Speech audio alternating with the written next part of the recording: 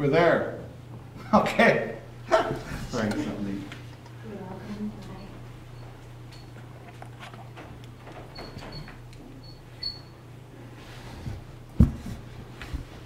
Okay, we're going to go on to heat loss calculation.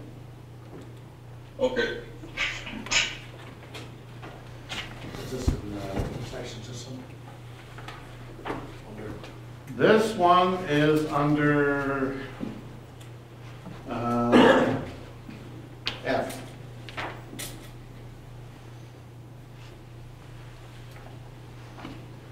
But on the exam, they mix these all up, eh? Like they don't have like A, all the first questions, and then B, it's all mixed up. Oh no, it's all in a row. Huh? It's all in sections. Is it? Yeah. Starts off, the first section, there's 12 questions in occupational skills, and they're all in a row. All right. And then it comes to drawings, 15 in a row. What test is that? The Red seal. Oh, On the that's red seal? that's changed too. Yeah, that last exam I got was kind of just the food you were in that section of 22 in a row. Is that right? I think so, yeah. Oh, and then the solar was all at the end. Yeah. Huh? It was all sort of a row. Because I think when you flicked over, even told you at the top, that was the new section you're in. Okay. Wow, that's why that was. You must have one of the first new ones that were out there. A pink one. Pink. Oh. First one to turn the page. Yeah, we're on the pink sheet. I was blue the first time and then pink. Holy Jesus. No, I do think they're all in there. Oh, okay. We're going to take our time going through this one because there's a lot in here that you should be aware of.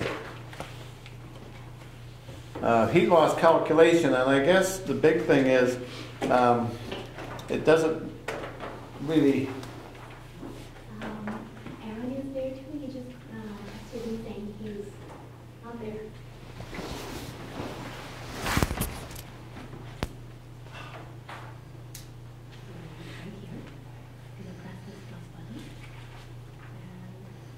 Oh, okay. Right here is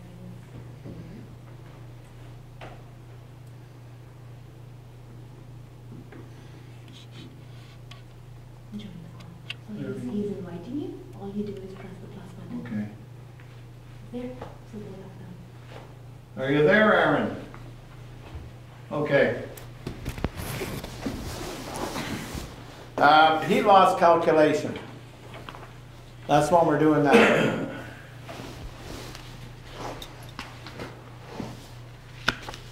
No, what I was saying is not so much working out in the field, but if you're working, designing a heating system or whatever, you can't really design a boiler unless you know what your heat loss is. And there's so many people that feel that heat loss is not an important thing to know. But really, I don't know how you can design a boiler that's going to do the job and do it, properly and economically.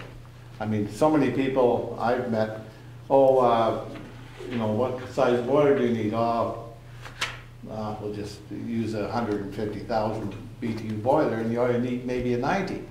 So heat loss is something that that is important to know, and it's not really hard to get the feel for it.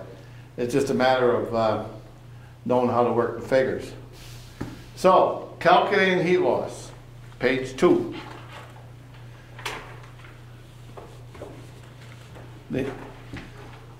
Calculating the total heat loss for a building based on design temperature difference, room dimensions, heat loss factors due to infiltration, heat loss factors due to transmission, and heat loss calculations. And you better highlight this next little bit here.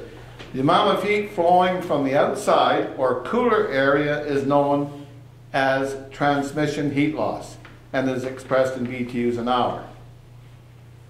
When you calculate heat loss, do not consider areas of the building that do not come in contact with the outside climate.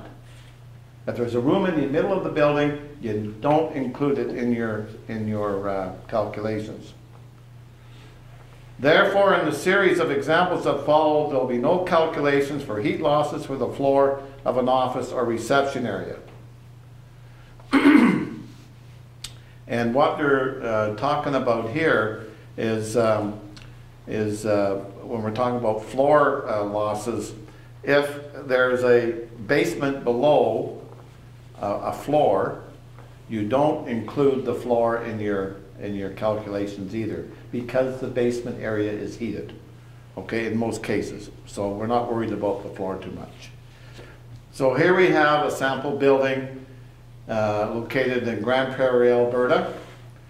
Outside design temperature minus 27 degrees Fahrenheit, and we'll get to that in a minute. Inside design temp 70 degrees. Design temperature differential is 97. Here is your upper wall construction and your ceiling construction, window, doors, and basement walls. Okay, this is how the thing is constructed. Here's a table that we're going to use to figure out our heat loss, but we're not going to use that until we get into this a little bit deeper and know what the hell we're putting in there. Over on page 6, and this is a question they seem to always ask: what do you need to do an accurate heat loss on a building? And you need a complete set of drawings. You need a complete set of drawings. It must include floor plan with room dimensions and a complete set of building specs, including the details for wall construction, windows, floors, ceilings, attic, and basement. We talk about indoor and outdoor design temps. They're also required to ensure that the building remains warm when the temperature drops to design. Outdoor design temperature is based on the coldest days of a normal heating system in a given region. And there is a book you can get that gives you your design temperature for any place in North America. ASHRAE puts it out and it'll give you the information. Determining room dimensions.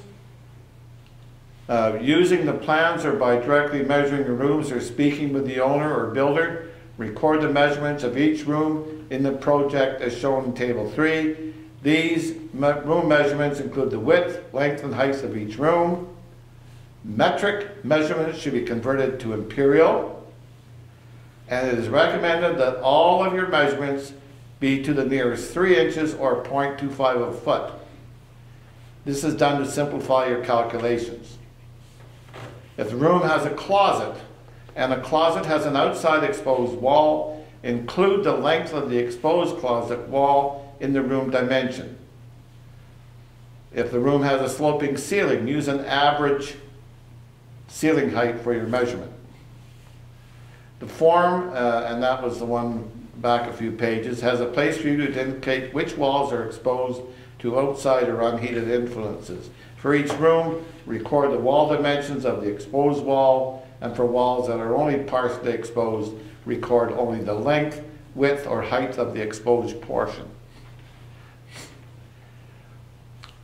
As heat loss only occurs where there is exposure to outdoor or unheated areas, sections of the building, section the building into logical rooms or areas, or different zones. This will eliminate areas of low heat loss. The stair area, blah, blah, blah, will be ignored due to its low heat loss, and so on and so forth. And that's good enough for that one. Now, here's the big thing right here. Your indoor design temp and outdoor design temperature. Your recommended inside design temperature is 22 degrees C or 72 degrees Fahrenheit. You may have to take into consideration any special requirements of the building owner, and for example, older building owners or those with a physical handicap may wish to have a higher indoor design temperature, such as 24, C or 75 Fahrenheit. For the examples in this module, for the ease of calculation, you'll use 21 C or 70 degrees. And highlight this next paragraph here. When calculating heat losses, you need to know the outdoor, or the outside and outdoor temperature for your geographical area. This is known as the outdoor design temperature. How you get it is from the IDT, subtract the ODT to find the design temperature differential, or they call it delta T. That's what they call it, delta T. So your delta T, design temperature differential, is indoor minus your outdoor. The ASHRAE Energy Conservation Standard suggests using 97.5 frequency level, which means that the outdoor, or the actual outdoor temperature during the winter will be colder than the outdoor design temperature 2.5% of the time, or approximately 19 hours for the month of January. And then it goes on to tell you that January is usually the coldest month, so this is when your outdoor design temperature is usually taken. Here we have Grand Prairie, Alberta. Outdoor design temperature is minus 33 or 27 Fahrenheit. Now, how are you going to get the design temperature differential? So we've got an indoor design of 70, an outdoor design of minus 27, so we get a design temperature differential of 97 degrees Fahrenheit. Okay, that figure there is most important, because in a question on the exam, they'll probably give you the outdoor design, the indoor design, and it's up to you to know what to do with them to come up with your DDT. Because your DDT is one of the factors you're going to use in determining what your heat loss is. Now there's different types of heat losses. This one here on page 8 is the highest one. Heat loss due to infiltration. And make sure you know what infiltration means. Wind pressure on the outside of the building, along with a chimney effect inside the building, may cause a building to have a lower atmospheric pressure. When this happens, air moves along with its accompanying heat to the outdoors. Cold air from the outside flows into the buildings through the cracks, around windows, doors, and loose wall construction. This is known as infiltration heat loss. Okay, so this one here is one of the items we have to figure out when we're doing heat loss for the whole building. Okay, infiltration heat loss. Now, when we do infiltration heat loss, remember it said we only factor in walls that are adjacent to the outside.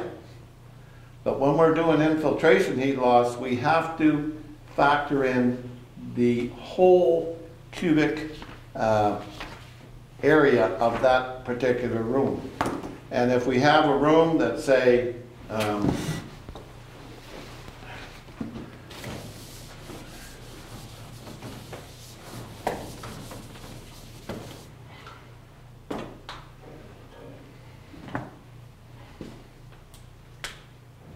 we have a house here, we have a room here. This measurement here is 18 feet. The room inside is 10 feet, and we have 8-foot ceilings. Now we want to know what the heat loss is going to be, and we want to know what the infiltration heat loss is going to be. What we have to do is get the cubic feet of that room. So we're going 18 times 10 times 8.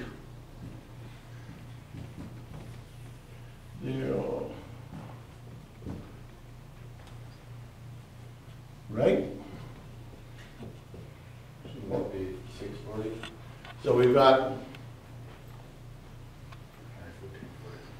0, 8, 8, so 64, and 6.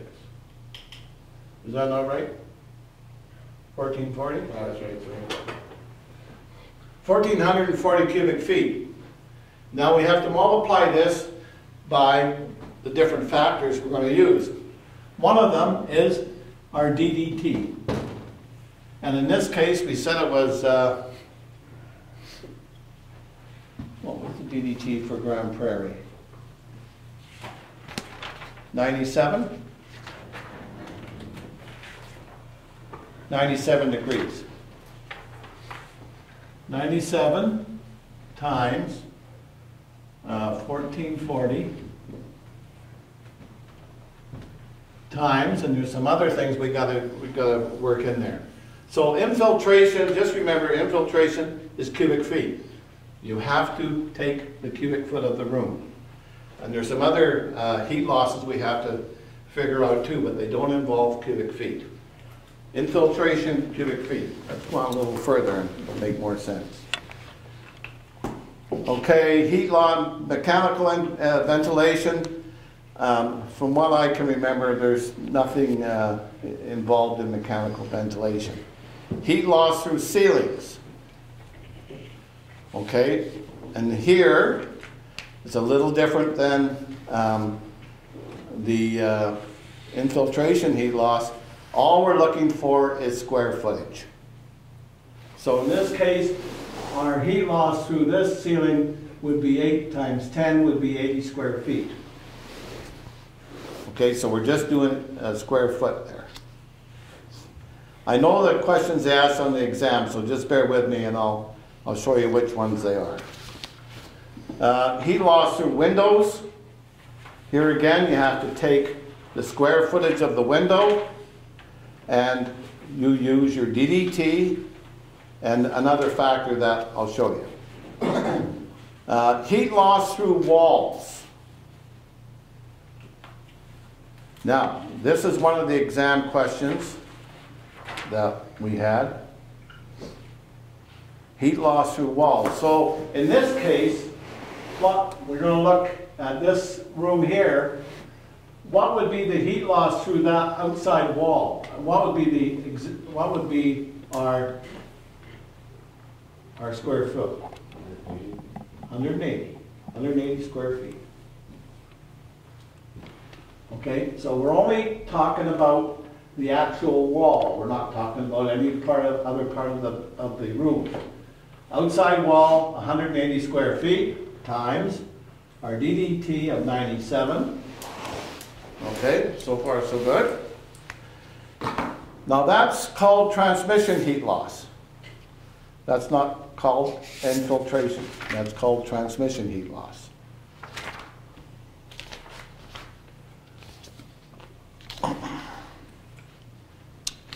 Now, we go back and there's another factor we have to find to finish off this, and it's called the U factor. If they don't give you the U factor, you've got to figure out how to get it. And this is how you do it.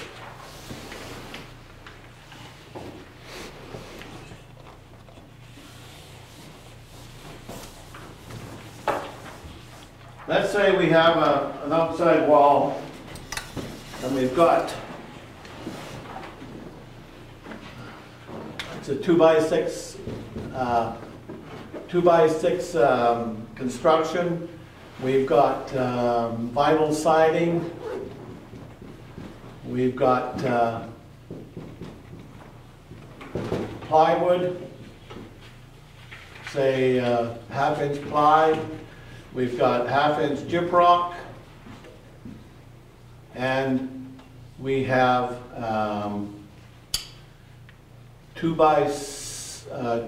we have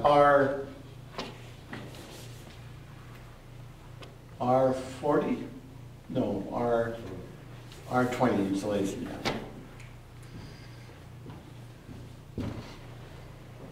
Okay, so we've got a few things that make up this wall. Vinyl siding, let's say that it's rated an R value of, let's say 3. Half-inch ply, let's say it's 5. Gyprock, we'll say 5, and our insulation is 20. So we've got a total R value of 33, okay, in that wall. Now that is a fictitious number. We don't have to think that it's correct or anything. Now from that number there, we're going to come up with a U value. And the U value is the value of 1 square foot of this composite, and how much heat will go through that in 1 hour. Okay. So we've got our square footage, we got our DDT, and now we're looking for our U value. Not to distract from this one, but there's also one of K. So we've got K, R, and U. We know what R is our R value of our resistance to the heat flow. The K is another one that we don't use. I just mentioned it so that you're familiar with it. So we look at 33, and if we put 33 into 1, what do we get? 0.03. Yeah, 0.03. That's what we're going to use as a U value. Sometimes they'll give it to you. They might give you a U value of 0.4, 0.5, 0.02. It could vary between, and they're using very small amounts. So if we take 180 times 97 times 0.3 and multiply that all out, that's going to be the heat loss of that wall. Same with the infiltration value.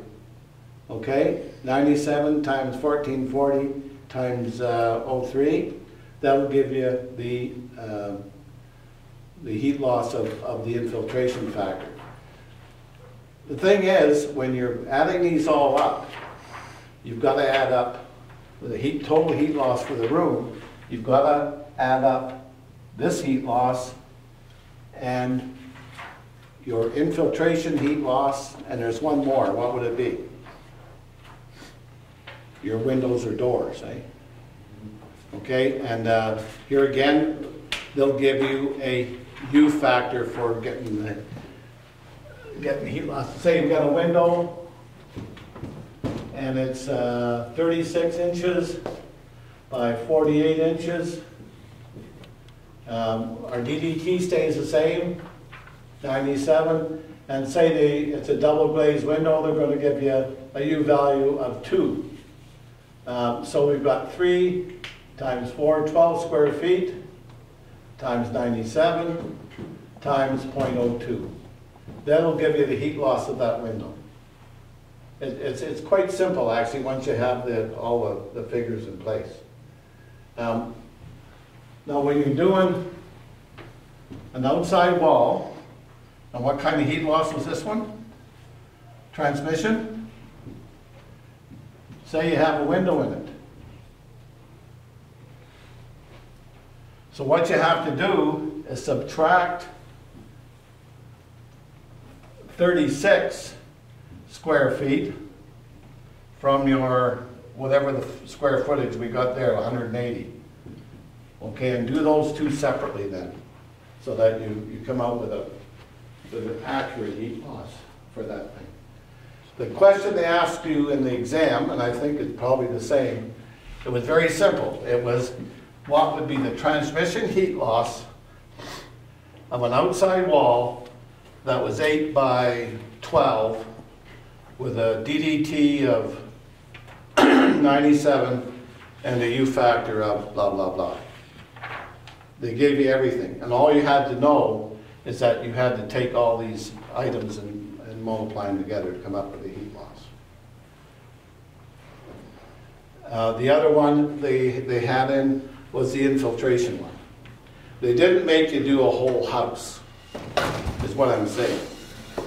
It's just, they just wanted to find out what you understood about heat loss calculations and what they meant.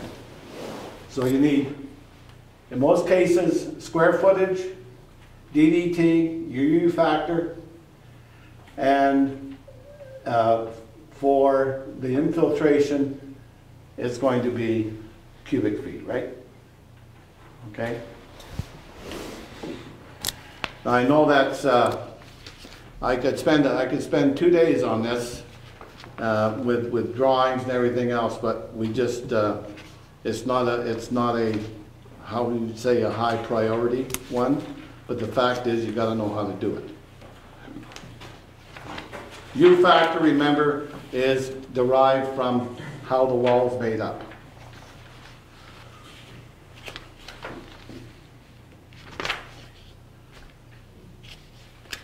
So it's always going to be those three multiplied together? Yes. Never anything else.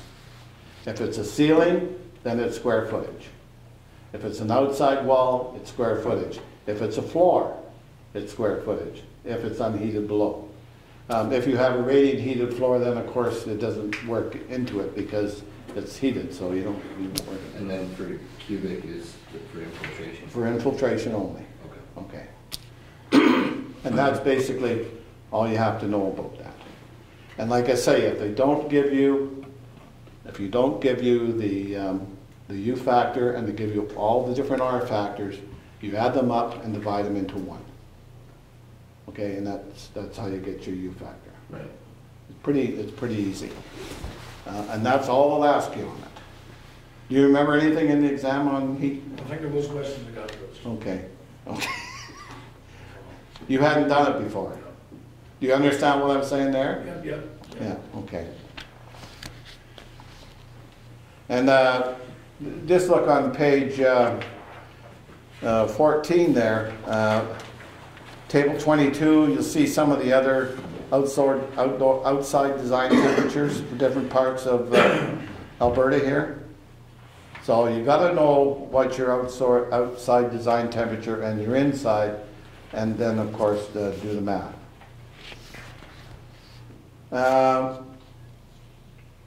Boiler and other equipment here, what they're doing is we're picking the boiler to heat this particular home from all the computations we've done, and we're going to pick out a pump, how you size a pump, pressure drop, pump characteristics, and a few more things involving the heating system. There's quite a bit of information on this one little objective too.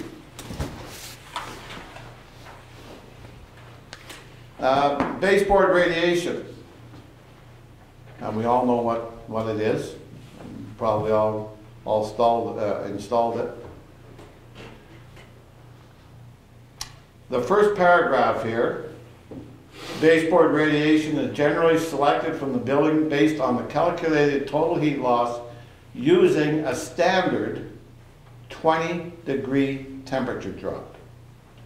And what that means is if you go out of the boiler at 160, you're coming back at 140. That is your 20-degree temperature drop. And you don't want to get below that. You don't want to come back at a 30-degree temperature drop.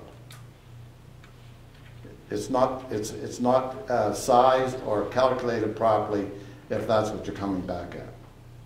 If you're coming back at with a temperature drop of 5, That's not good either, because it means that the heat emitters are not, they're not taking the heat out of the fluid and putting it into the room. They're just running it right past the unit and away you go, because the pump's too big. It's running through too fast.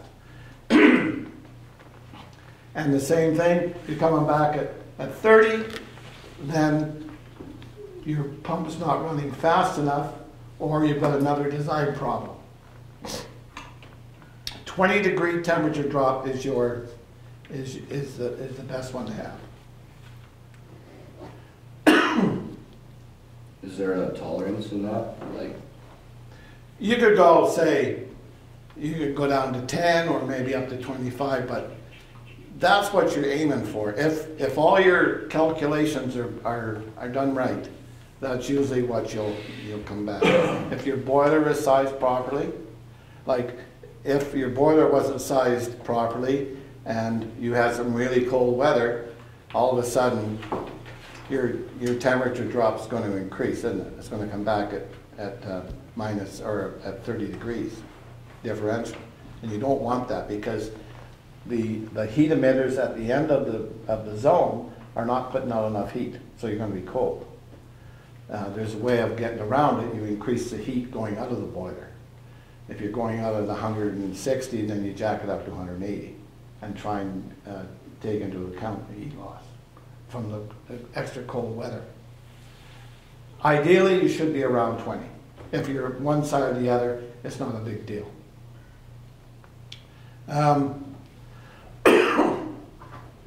They're talking about baseboard radiation here. We're not going to get into that. The only thing that I will point out, if you look at the top one, 750-1B, residential, nominal tube size 3/4, blah, blah, blah, blah, blah. Your water flow rate is 4 gallons a minute. Notice along the top of the of your chart here, it says hot water ratings, average water temperature degrees Fahrenheit, 150 degrees, 160, 170, 180, blah, blah, blah, and then the numbers below it, they relate to the output of that unit or that heat emitter. If you've got water going in at 160 degrees, you're going to get 480 BTUs per foot out of that radiation. If you've got it going in at 180, you're going to get 610 BTUs a foot. Okay, so the temperature going into the baseboard determines how much heat you're going to get out of it. And like I said, if you've got a piece of baseboard at the end of the loop and you're only going to get 150 degree water in it, notice what the difference is in your output. You're only down to 410. So you just about got down by 200 BTUs a foot. So the room's going to be cold. That's why we like to keep the temperature drop at about 20 degrees. Okay? So it's based on the temperature of the water entering the baseboard and a lot of times the flow rate. They've got selection of baseboard radiation. We're not going to get into that. I'm positive that this part of it is not going to be a factor.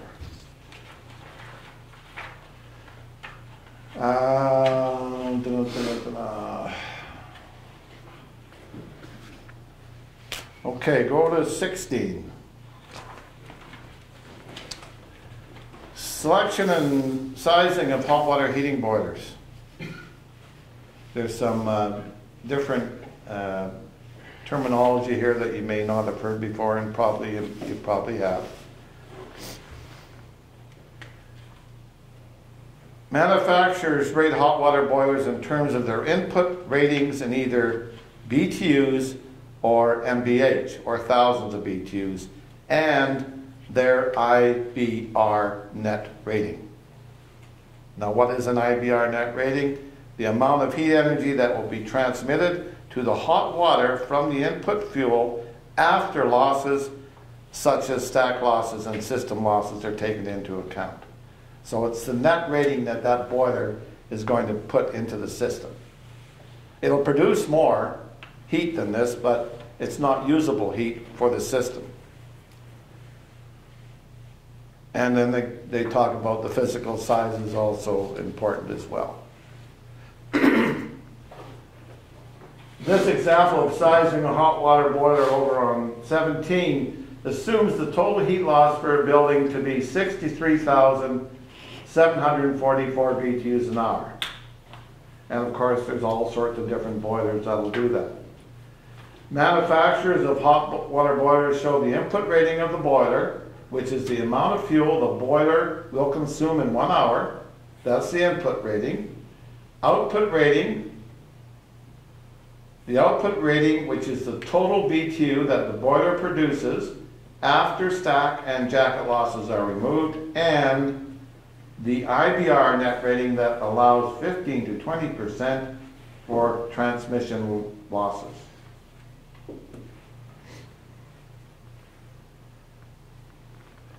In larger applications, such as a commercial project where there are long runs of piping, it is necessary to allow for transmission losses so proper amounts of heat are delivered to the space.